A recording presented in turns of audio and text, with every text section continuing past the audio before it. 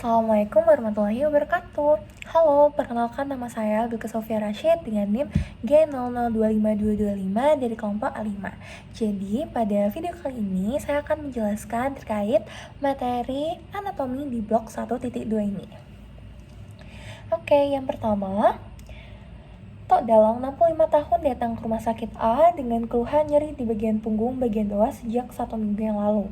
Dokter tersebut mengatakan bahwa terdapat gangguan struktur pada tulang belakang Tok Dalang. Berdasarkan kasus tersebut, jelaskan anatomi vertebrae meliputi ossa, ligamenta, dan juga artikulasionya. Oke, yang pertama, kolumna vertebralis. Jadi seperti yang kita tahu juga, kalau misalnya kolumna vertebralis ini tersusun atas 33 vertebrae, di mana terbagi jadi 7 vertebrae cervicalis, 12 vertebrae thoracalis, 5 vertebrae lumbalis, dan juga 5 vertebrae sacralis. Nah, oke, kita lanjut ke vertebrae cervicalis terlebih dahulu. Yang pertama itu ada sebenarnya ada dua yang vertebrae cervicalis yang tipikal dan juga atipikal. Nah, kalau misalnya yang tipikal, dia itu prosesus transversusnya itu memiliki foramen transversium yang dilewati oleh arteria atau vena vertebralis, lalu juga korpusnya itu kecil dan juga lebar, spina yang kecil dan bifida, serta foramen vertebralnya itu besar, berbentuk segitiga. Nah, lanjut yaitu ada vertebralis cervicalis yang pertama yaitu os atlas yang sebelah sini. Nah, dia ini paling atas, dia ini nggak punya korpus dan juga prosesus spinaus nih. Spinausnya nggak ada. Nah, ya itu. Dia ini juga memiliki fovea dentis di sebelah sini. Nah, di sini juga ada struktur bernama fascias articularis inferior. Nah, lanjut ke yang kedua yaitu os axis. Dia ini tuh memiliki dens atau prosesus odontoideus. Lalu dia ini memiliki prosesus spinaus yang besar, kuat, dan juga bifida. Lanjut yaitu ada yang vertebrae cervicalis yang ketujuh yaitu prominent. Dia itu prosesus spinausnya yang paling menonjol, prosesus transversumnya itu paling besar, tetapi foramennya itu kecil dan hanya dilewati oleh vena vertebralis. Lalu kita lanjut. Oke, selanjutnya adalah vertebrae thoracicae. Nah, ini adalah untuk gambar dari osnya. Dia ciri-cirinya ini, korpusnya ini berbentuk seperti jantung, teman-teman. Nah, foramen vertebral ini tuh kecil dan bulat, lalu dia ini memiliki prosesus spinaus yang panjang dan juga miring ke bagian bawah. Nah, khusus untuk vertebrae thoracicae yang ke-12, prosesus transversusnya itu terbagi menjadi 3 tonjolan, yaitu ada tuberculum superior atau prosesus mamillaris, lalu tuberculum inferior atau prosesus accessorius, dan juga tuberculum lateralis. Nih. Ini adalah prosesus mamillaris, prosesus accessorius, ini prosesus spinaus, prosesus articularis inferior. Ini fovea costalisnya dan ini adalah arcus vertebrae-nya. Oke, selanjutnya adalah vertebrae lumbalis. Nah, di sini uniknya adalah korpusnya ini berbentuk seperti ginjal. Nah, ini adalah korpus vertebrenya dan dia ini tidak memiliki foramen transversarium.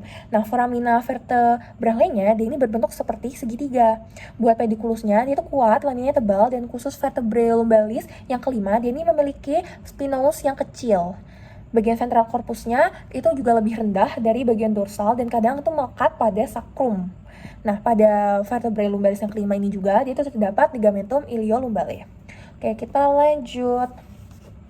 Nah, selanjutnya adalah vertebrae sacralis.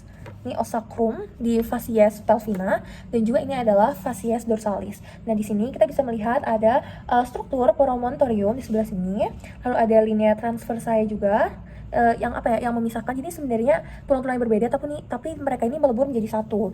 Nah, ini garisnya ini disebut dengan linea transversae. Lalu di sini ada lubang-lubang disebut dengan foramina sacralia anteriora. Lalu ini di bagian dorsal, fascies dorsalisnya. Ini ada crista sacralis mediana, fascies auricularis, lalu ada crista sacralis lateralis intermediate-nya, lalu ada crista sacralis di bagian medialis, dan ada lubang-lubangnya yaitu foramina sacralia di bagian posteriora atau di bagian belakangnya. Oke. Selanjutnya yaitu vertebrae coccygia atau os coccygis.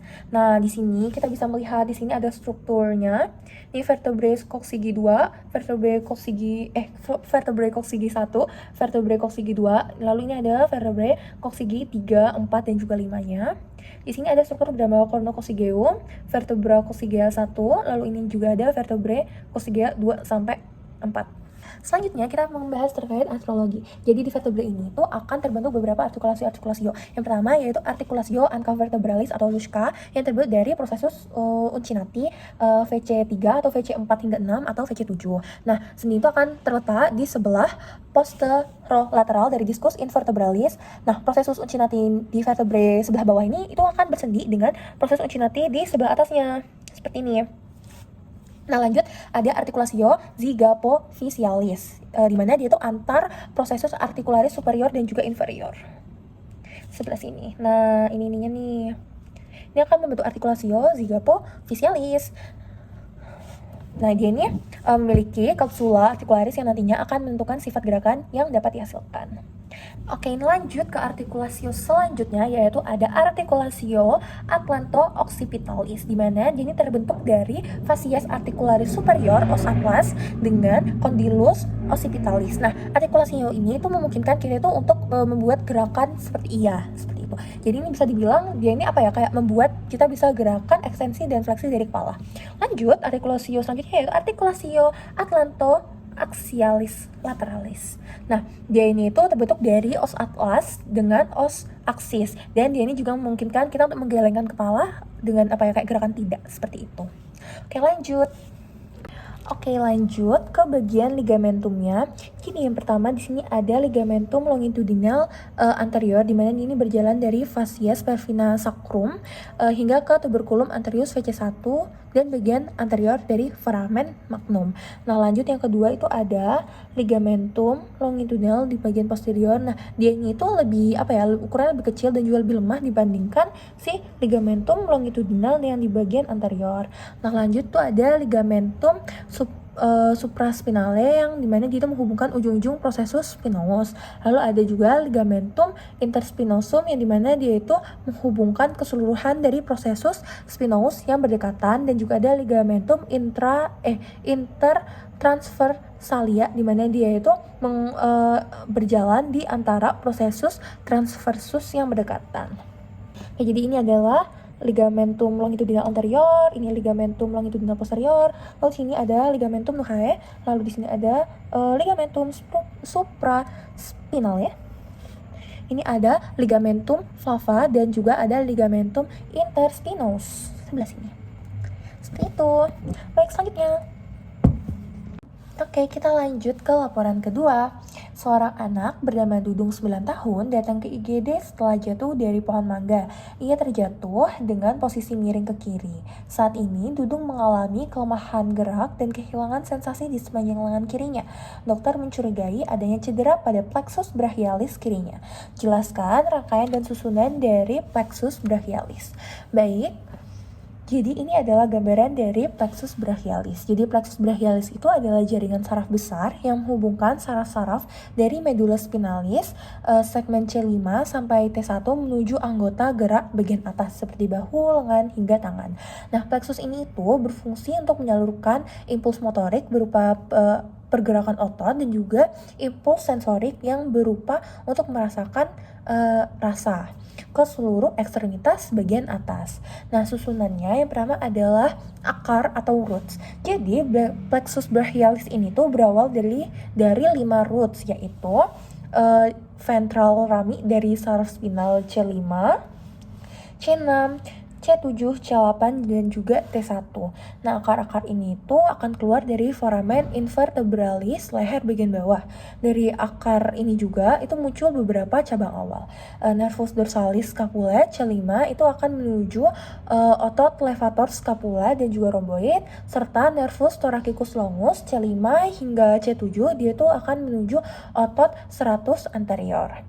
Baik, lanjut ke yaitu batang atau trunks. Jadi dari roots ini mereka itu tersebut mulai bersatu membentuk 3 batang atau trunks besar di daerah leher bawah.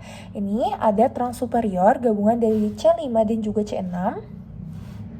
Lalu ada trunk tengah atau middle, yaitu lanjutan dari akar C7 atau roots 7. Lalu ada juga trunk inferior. Ini adalah gabungan dari roots C8 dan juga T1.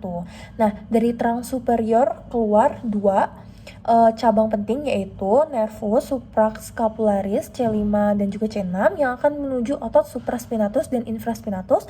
Lalu juga ada nervus subclavius C5 C6 yang akan menuju otot subclavius. Nah, terang itu merupakan tempat umum cedera akibat tarikan pada bahu yang dikenal dengan Erb's point. Nah, lanjut ke divisi. Nah, masing-masing terang ini tuh akan terbagi menjadi 2 divisi, yaitu anterior divisi dan juga divisi posterior, atau bagian depan dan juga bagian belakang. Nah, di divisi anterior atau anterior division itu akan menyuplai otot-otot flexor di bagian depan lengan, dan juga pada posterior division dia itu akan menyuplai otot-otot extensor yang pada bagian belakang lengan. Nah, secara total terdapat 6 divisi, 3 anterior dan juga 3 posterior, yang kemudian akan bersatu membentuk korda atau cords. Nah, lanjut ke korda. Jadi korda atau cords itu adalah divisi-divisi tersebut yang berkumpul di sekitar arteri aksilaris dan dinamai berdasarkan posisinya terhadap arteri tersebut. Yang pertama ada lateral cord yang berasal dari anterior division trunk, superior dan tengah. Nah, yang kedua yaitu adalah medial cord berasal dari anterior division trunk inferior. Lalu yang ketiga ada posterior cord yang berasal dari ketiga posterior division. Setiap korda ini atau cords ini tuh akan mengeluarkan beberapa cabang tambahan. Yang pertama yaitu ada dari lateral cord ada ini nggak usah lah. Nah, lanjut ke cabang terminal atau terminal branches. Bagian akhir dari plexus brachialis ini akan menghasilkan 5 saraf besar yang menyuplai seluruh bagian dari lengan. Yang pertama ada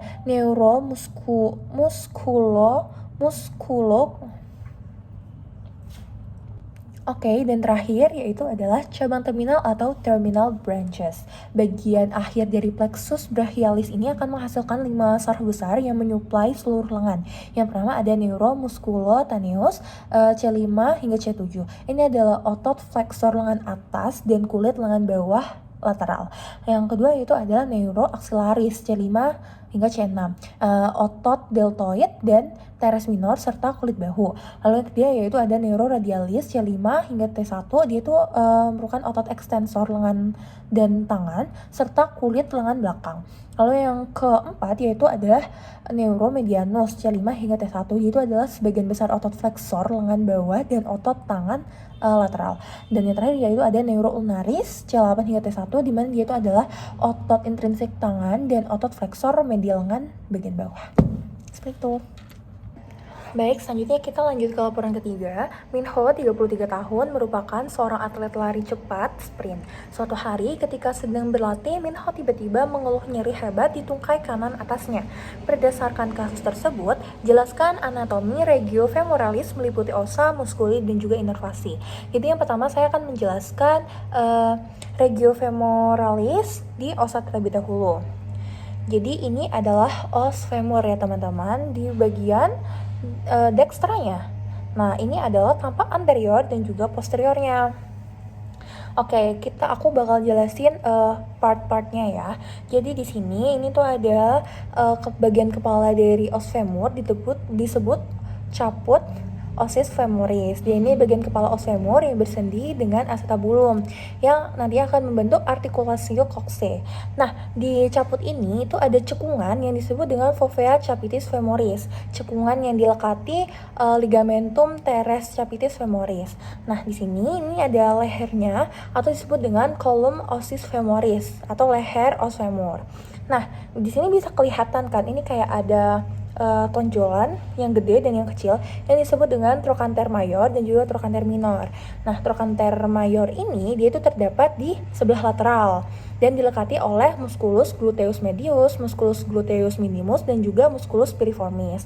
Sedangkan kalau yang trochanter minor ini letaknya di sebelah medial dan dilekati oleh musculus iliopsoas. Nah, lanjut di sini tuh ada linea intertrochanterica, di mana itu garis di depan yang menghubungkan antara trochanter mayor dan juga trochanter minor.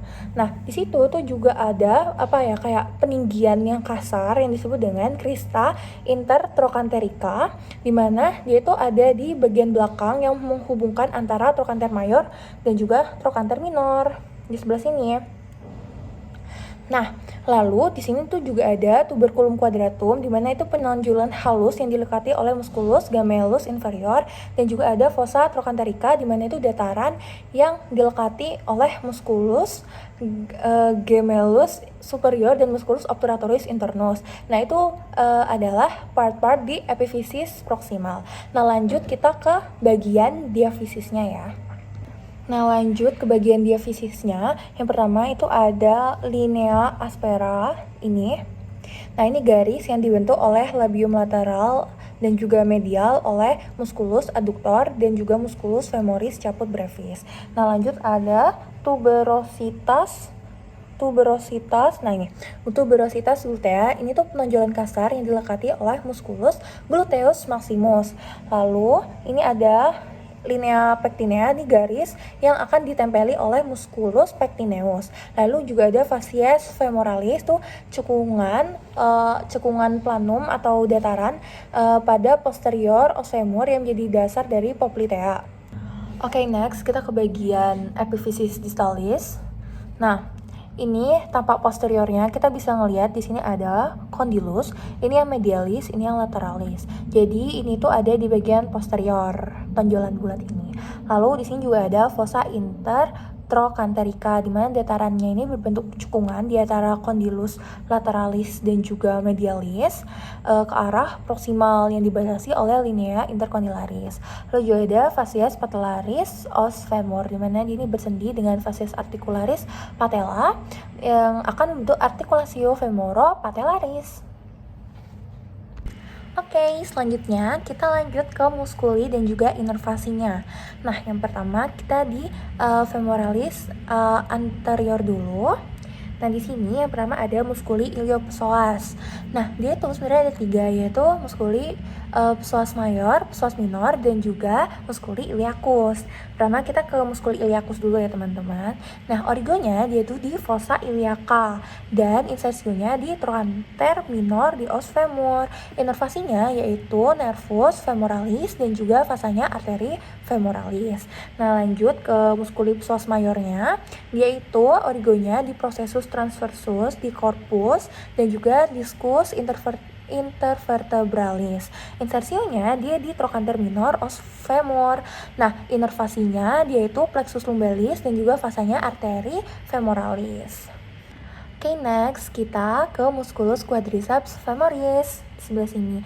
Ini ada 4. Yang pertama ada musculus rectus femoris, musculus vastus medialis, musculus vastus lateralis, dan juga musculus vastus intermediate. Nah, yang pertama kita ke musculus rectus femoris terlebih dahulu yang di sebelah sini. Dia ini origonya dicaput lurus ya, dan juga caput refleksi. Insersinya di patella dan juga tuberculum tibiae. Buat inervasinya yaitu nervus femoralis dan juga fasanya itu arteri femoralis. Nah, lanjut ke musculus factus medialis yang di sebelah sini. Nah, dia ini tuh origonya di ujung atas dan batang femur, di septum fascia dan juga lateral dalam. Insersionya dia tuh di patella dan juga tuberculum tibiae. Buat inervasinya itu nervus femoralis dan fasanya itu arteri femoralis. Nah, lanjut ke vastus musculus vastus lateralis. Dia ini juga origonya sama di ujung atas dan batang femur, septum fascia lateral dalam. Insersionya di patella dan juga tuberculum tibiae. Buat inervasinya yaitu nervus femoralis, fasanya itu juga arteri femoralis. Lanjut ada si musculus vastus intermedius ini ya. Nah, origonya dia tuh di facies anterior dan lateral batang femur. Insersionya itu juga di patella dan juga tuberculum tibiae. Buat inervasinya itu nervus femoralis, buat fasanya itu arteri femoralis. Oke, next selanjutnya. Nah, di sini ada musculus sartorius di sebelah sini.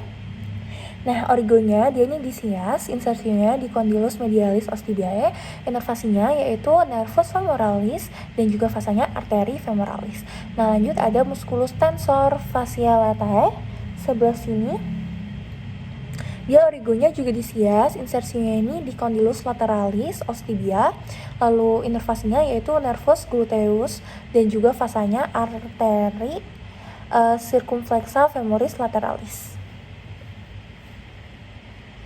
Oke teman-teman, selanjutnya kita lanjut ke regio femoris bagian medial. Nah, yang pertama itu ada musculus gracilis di sebelah sini. Nah, dia ini origonya di ramus inferior os pubis dan juga ramus os ischi. Insersionya di facies media pars superior corpus tibiae. Buat inervasinya yaitu nervus obturatorius. Nah, lanjut ke musculus adductor longus. Yang ini. Nah, ini fungsinya untuk aduksi dan muskulnya ini panjang. Buat origonya ini di corpus os pubis dan insersinya di facies posterius femoris. Buat inervasinya yaitu nervus obturatorius. Nah, lanjut ada musculus adductor brevis yang sebelah sini. Dia ini buat origonya di ramus inferior os pubis dan insersionya di facies posterior femoris. Buat inervasinya juga sama, yaitu nervus obturatorius. Nah, lanjut di sini ada musculus adductor magnus. Dia ini origonya di ramus inferior os pubis, ramus os ischi dan juga tuber ischiadicum. Insersionya dia ini di facies posterior femoris, terus ada tuberculum adductor femoris. Buat inervasinya ada nervus obturatorius dan juga nervus ischiadicus. Nah, lanjut di sini ada musculus obturator externus. Nah, dia ini origonya di facies externa membrana obturatoria, ramus pubis dan juga ischium. Buat insersionya di trochanter mayor. Buat inervasinya dia itu ada nervus obturatorius. Nah, lanjut ada musculus pectineus sebelah sini. Nah, dia ini origonya di ramus superior os pubis dan insersionya di ujung atas linea aspera batang femur atau di trochanter minor. Inervasinya yaitu nervus femoralis. Oke teman-teman, selanjutnya kita ke hamstring muscle. Nah, yang pertama ada musculus biceps femoris. Nah, yang sebelah sini. Long head of biceps femoris. Nah, ini tuh ada yang origonya di caput longum atau tuber ischiadicum dan juga ada yang caput brevis di mana di linea aspera, linea supracondylaris, lateralis femoris. Nah, buat insersionya dia itu yang caput longum dia itu lateral caput fibula. Sedangkan yang caput brevis dia itu di lateral caput fibula juga. Sama.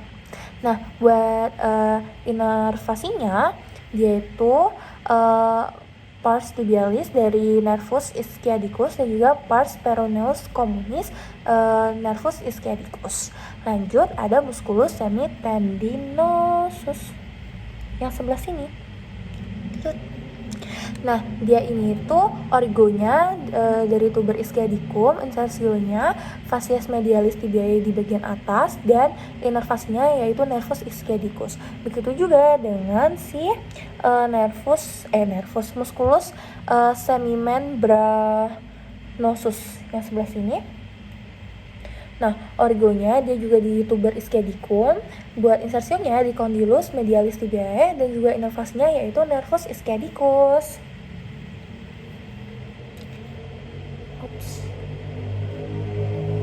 Udah? Baik, sekian desain dari saya. Mohon maaf bila ada salah kata maupun sikap. Terima kasih. Wassalamualaikum warahmatullahi wabarakatuh.